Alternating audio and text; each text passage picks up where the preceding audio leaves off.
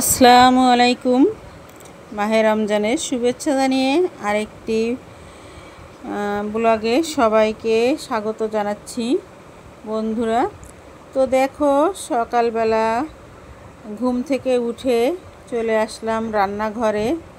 এখনও কিন্তু বিছানা ঘরটার কিছুই ঝাড়ু দিইনি। তো দেখলাম যে মোটর ছাড়া এখন আমি ফিল্টারে পানি ভরে নেব। তো রান্নাঘর থেকে এই যে দেখো, এখানে ফিল্টারটা রাখা আছে।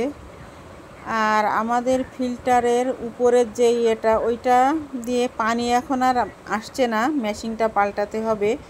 তো আমি ডাইরেক্ট ঢেলে দিলাম। তো এই পানিটা খেলে কোনো সমস্যা নাই, এটা ডিপের পানি। আর এখন আমি রাতে যে সেহরি করার পরে কিছু পরিষ্কার করা হয়নি, সব কিছু এলোমেলো হয়ে আছে, আমি একটু গুছিয়ে নিলাম। আর ফিল্টারে পানি ঢালার পরে ফিল্টার থেকে আবার আমি বোতলগুলিতে পানি ভরে নিচ্ছি। বোতলগুলিতে আগে আমি পানি ভরে নিয়ে তারপরে বোতলগুলি এক জায়গায় গুছিয়ে নিয়ে ফিল্টার টেবিলটা আমি পরিষ্কার করে নেব। এই যে দেখো, গতকালকে যে পেঁয়াজি বেগুনি করছিলাম তার অনেকগুলো রয়ে গেছে। তো ফিল্টারের থেকে আমার পানি ভরা হয়ে গেল। এখন আমি টেবিলটাকে একটু মুছে নিচ্ছি। প্রত্যেক দিনই এই কাজগুলো করতে হয়, কিন্তু আমি প্রতিদিন আর এগুলো শেয়ার করতে পারি না। রোজা রেখে তোমরা যারা ইউটিউবে কাজ করো সবাই আমরা জানি যে প্রতিটা ভিডিও, প্রতিটা কাজ আমরা শ্যুট করতে যাই, তা কতটা সময় তার পিছনে লাগে। আর সংসারের কাজ তো আছেই। তো কিছু নিলাম আজকে, কিছু কাজের একটু শ্যুট করে নিলাম। যাই হোক বন্ধুরা, সঙ্গে থাকো, একটা লাইক দিয়ে ভিডিওটা দেখে নিও। টেবিলটা এখনও আমার কিন্তু থালা বাটি বাসনপত্র কিছুই পরিষ্কার করা হয়নি। তো আগে আমি পানি ভরে দেখলাম যে মোটর চালু আছে, তাই পানিটা ভরে নিলাম আর বোতলগুলোও ভরে নিলাম। আর টেবিলটাও পরিষ্কার করে নিলাম। ওদিকে কিন্তু আমার ঘর বাড়ি কিছু পরিষ্কার করা হয়নি, ঝাড়ু দেওয়া হয়নি, এরপর পরিষ্কার করে নেব। সঙ্গে থাকো বন্ধুরা, দেখো আমি কিভাবে কি করতেছি। সামান্য কিছু কাজের একটু নিলাম। আর এখানে আমি দেখলাম ওভেনটাও একটু নোংরা হয়ে আছে। তো আমি একটু টেবিল পরিষ্কার করার পরে ওভেনটাকেও একটু পরিষ্কার করে নিলাম। ওভেনের ট্রেটাও একটু মাজতে নিয়ে গেছি, ওটাও একটু ধুয়ে নেব।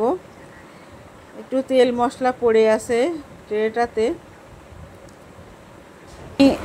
বন্ধুরা, ওভেনের ভিতরে উপরে সব সাইড একটু একবারে পরিষ্কার করে নিলাম। তো পরিষ্কার ভাবছিলাম যে শুধু ভিতরটাই করব, কিন্তু না, মনটার মধ্যে কেমন জানি লাগে যে ভিতরটা পরিষ্কার করলাম, বাইরেটা করব না। তো আমি বাইরেটাও পরিষ্কার করে নিছি একবারেই। এরপর চলে যাব, আমি ঘরটা ঝাড়ু দেব, ঘরটা একটু পরিষ্কার করে নেব।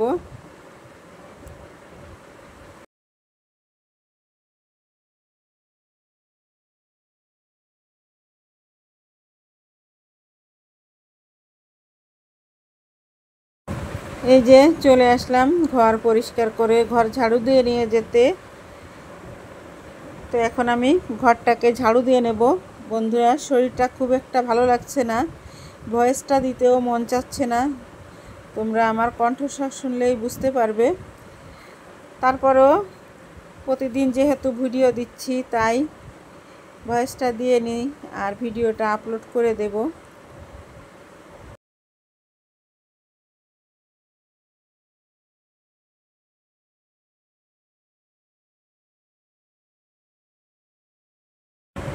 তো এখনও আমি কিন্তু বিছানাটা গুছাইনি, বিছানাটা ওভাবেই আছে। আগে আমি ঘরটা দেখলাম যে একটু ময়লা হয়ে আছে, ঘরটা আগে আমি ঝাড়ু দিয়ে নিচ্ছি, পরে বিছানাটা গুছিয়ে নেব।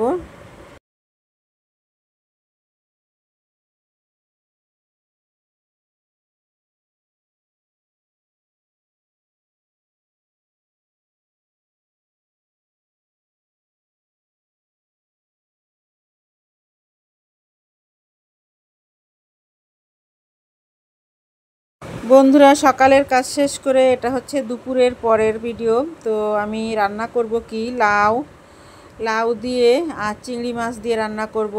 আর এখানে দেখো লাউ কেটে নিছি, চিংড়ি মাছ বেছে নিলাম, তো আর একটা ডিম নিলাম। তো একটা ডিম দিয়ে কুশি ভাজি করব। তো এখানে হাফ কেজি কুশি আনছিল, তো দুটো কুশি নষ্ট হয়ে গেছে, পোকা হয়ে গেছে।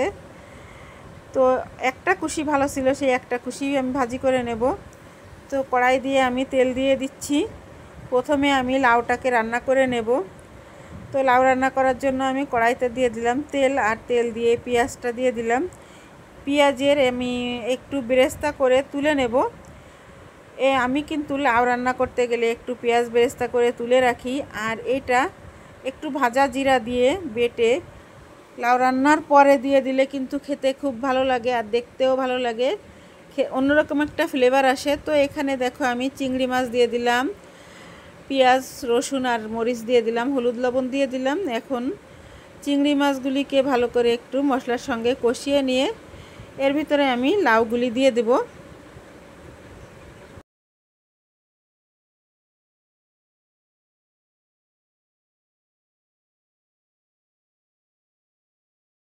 দেখো বন্ধুরা, মাছগুলো কষানো হয়ে গেলে আমি লাউগুলো দিয়ে দিলাম। লাউগুলো দিয়ে এখন ভালো করে কষিয়ে নিয়ে তারপরে এখানে আমি অবশ্যই গরম পানিটা দেব। গরম পানি দিয়ে রান্না করব। তো লাউয়ে ঠান্ডা পানি দিলে সিদ্ধ হতে চায় না। তো আমি সবসময় কিন্তু গরম পানি দিয়েই রান্না করি, যতটুকু পারি চেষ্টা করি গরম পানিটা দেওয়ার জন্য। তো লাউগুলো দিয়ে একটু নেড়ে চেড়ে আমি ঢাকা দিয়ে দিলাম। দেখো কতটা পানি গলে গেছে লাউ থেকে। তো ভালো করে একটু কষিয়ে নিয়ে লাউটা যখন একটু গলে আসবে তখন আমি ঝোলের পানিটা দিয়ে দেব। লাউটাও ছিল খুব ভালো, বেশি সময় লাগেনি সিদ্ধ হতে। তো এই যে লাউ থেকে পানি বেরিয়ে আসছে, একটু নেড়ে চেড়ে আরও একটু কষাবো, তারপরেই আমি ঝোলের পানিটা দেব। এই যে দেখো বন্ধুরা, আমি ঝোলের পানিটা দিয়ে দিলাম। পানিটা অবশ্যই গরম পানি। দেখো এক সাইডে পানি দিচ্ছি আর এক সাইড দিয়ে ঝোলটা টকবক করে ফুটছে। গরম পানি দিলেই এরকম হয়, আর তা না হলে ঠান্ডা পানি দিলে আবার তরকারিটা ঠান্ডা হয়ে পরে গরম হতে অনেকটা সময় লাগে। আর এখন আমি দিয়ে দিলাম টমেটো। তো টমেটো দিয়ে লাউ রান্না করলে কিন্তু ভালো লাগে। টমেটোটা দেওয়ার পরে আমি আবার একটু ঢেকে দিলাম আর দিয়ে দিলাম সেই যে বেরেস্তা করে রাখছিলাম সেটা একটু ভাজা জিরার সাথে বেটে। তো আর এখান থেকে আমি কিন্তু একটু ঝোল তুলে নিয়ে গরম ঝোল দিয়ে ওই বেরেস্তাটা বেটে নিছি। তো এইভাবেই করতে হয়। আমার মা বা দাদির কাছ থেকে এটাই শিখছি যে বেরেস্তা দিলে গরম ঝোল, তরকারির যে গরম ঝোল ওটা দিয়েই বেটে দিতে হয়। তো দেওয়ার পরে দেখো তরকারির কালারটা কিন্তু চেঞ্জ হয়ে গেছে আর আমার তরকারিটা কিন্তু রান্নাও কমপ্লিট হয়ে গেল। আমি একটি ডিশে ঢেলে নিলাম। দেখো অপূর্ব দেখতে লাগছে তরকারিটা, আর খেতেও কিন্তু অসাধারণ হয়েছিল। তো কেমন লাগলো আজকের আমার লাউয়ের এই তরকারিটা বন্ধুরা কমেন্টের মাধ্যমে জানাবে। লাউ রান্নাটা শেষ করে তারপরে আমি এখানে দেখো কুচি ভাজি করব, তার জন্য দিয়ে দিলাম পেঁয়াজ রসুন কাঁচামরিচ দিয়ে। তারপরে এখানে আমি কিন্তু একটু গোটা জিরে দেব। তো জিরে তেজপাতা এগুলো কিন্তু আগে দিতে হয়। তো আমার কিন্তু এই যে রোজা রেখে কিন্তু অনেক ভুলভাল হয়ে যায় অনেক সময়, তো পরে আমি একটু পরেই দিয়ে দিলাম। এখন মশলাটাকে ভালো করে ভেজে নিয়ে ডাল পেঁয়াজটাকে ভেজে নিয়ে তারপরে এখানে দিয়ে দিলাম একটা ডিমটা দিয়ে কিছুক্ষণ একটু নেড়ে চেড়ে যখন ডিমটা জমে যাবে, ভাজা ভাজা হয়ে যাবে, তো দেখবে টুকরো টুকরো হয়ে যায়, তখন আমি পেঁয়াজ মরিচের সাথে মিশিয়ে দিলাম। আর মিশিয়ে দেওয়ার পরে এখানে আমি দিয়ে দেব কুশি। তো কুশিটাকে আমি কি করছি, কেটে লবণ মেখে রাখছিলাম। লবণ মেখে রাখলে এটা সফট হয়ে যায়। লবণ মেখে কষলে কষলে ধুয়ে তা মিশিয়ে, আর দেখো একেবারে অল্প একটু হয়ে গেছে। তো এটুকুতেই কিন্তু আমাদের 2 দিন চলে যাবে, কারণ রোজার সময় আমরা কিন্তু একবারই ভাত খাই। আর একবার ভাত খেলে কিন্তু খুব বেশি তরকারির প্রয়োজন হয় না। আর এখানে আমি হলুদ দিয়ে দিলাম। তো আমি কিন্তু কুশিতে যেহেতু লবণ মেখে রাখছিলাম, তাই এখন আমি লবণটা দিচ্ছি না। লবণটা আমি পরে একটু চেখে দেখার তো কোনো সুযোগ নাই যেহেতু রোজা। তো আমার কুশি ভাজিটাও হয়ে গেছে, আর চলে আসলাম ইফতারের টেবিলে। ইফতারের টাইম হয়ে গেছে। দেখো এখানে আমরা ইফতার করছি আজকে চিড়া দিয়ে, কলা দিয়ে মাখা শরবত, তারপরে তরমুজ আছে, খিচুড়ি, খেজুর, আঙ্গুর, এটাই হচ্ছে। আর পেঁয়াজি, বেগুনি এগুলো তো আছেই, মুড়ি মাখা তো হবেই। যাই হোক বন্ধুরা, চলে আসলাম ভিডিওর শেষ প্রান্তে। বন্ধুরা কেমন লাগলো আজকের আমার এই ভিডিওটা অবশ্যই কমেন্টের মাধ্যমে জানাবে। চলে আসবো নতুন দিনে নতুন কোনো একটি ব্লগ ভিডিও বা রেসিপির সঙ্গে। সে পর্যন্ত সবাই ভালো থেকো।